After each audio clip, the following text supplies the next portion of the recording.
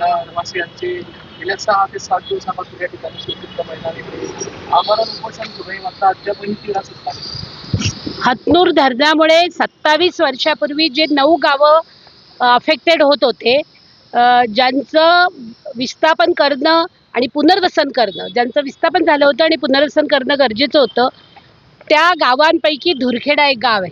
27 वर्षापूर्वी प्रकल्प झाला, पण 35 कुटुंबांचं अद्यापही तिथे पुनर्वसन झालेलं नाही. जमीन भूसंपादित करतो म्हणून आणि त्याच्यानंतर त्या जमिनीच्या भूसंपादनाच्या इथे तुमचं पुनर्वसन करतो असं वेळोवेळी आश्वासन दिलं गेलं, पण दुर्दैवानं अजूनही त्याचं भूसंपादन झालं नाही. महाराष्ट्र सरकार आणि केंद्र सरकारचा पुनर्वसनाच्या संदर्भातला स्पष्ट कायदा आहे. 1977च्या आधीचे जेवढेही धरणं आहेत त्यांच्या प्रकल्पग्रस्तांना न्याय देणं हे बंधनकारक आहे आणि म्हणून तात्काळ शेतकऱ्यांना योग्य तो 5 पट मोबदला देऊन त्यांची जमीन घेऊन, कारण ते भूमिहीन होत नाही आहेत, त्यांच्याकडे भरपूर जमीन आहे, ती जमीन घेऊन यांचं तिथे पुनर्वसन केलं पाहिजे.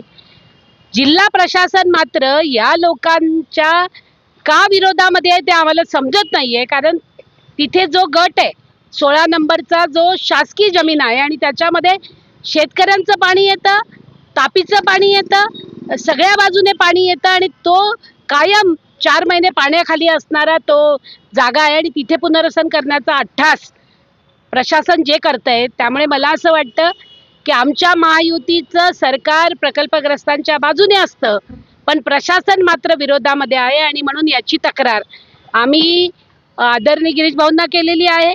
आम्ही याची तक्रार आता जाऊन मुख्यमंत्र्यांनाही करणार आहोत आणि पुनर्वसन मंत्र्यांनाही करणार आहोत. पण आम्ही धुरखेड्याच्या प्रकल्पग्रस्तांच्या सोबत आहोत. जर हा प्रश्न मिटला नाही तर लोकसंघर्ष मोर्चाचे साथीही यांच्याबरोबर जातील, कारण आमचं नेहमीचीच घोषणा आहे की तुमचं धरण आणि आमचं मरण असं चालणार नाही. कारण धरण जितकं पाण्याचं अति महत्त्वाचं आहे तितकाच प्रकल्पग्रस्तही देशासाठी महत्त्वाचं आहे आणि म्हणून धुरखेड्याचं प्रकल्पग्रस्तांचं पुनर्वसन झालं पाहिजे.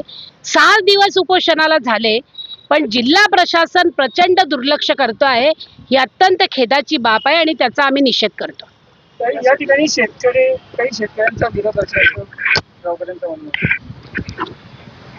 तिथे मागच्या 4 वर्षापासून जलसंपदा विभागानं गट नंबर 1, गट नंबर 3, गट नंबर 4 इथली जी काही 7.5 एकर जमीन आहे त्याचे पैसे संबंधित DROंना जमा केलेले, डिस्ट्रिक्ट रिहॅबिलिटेशन ऑफिसरला जमा केलेले आहेत.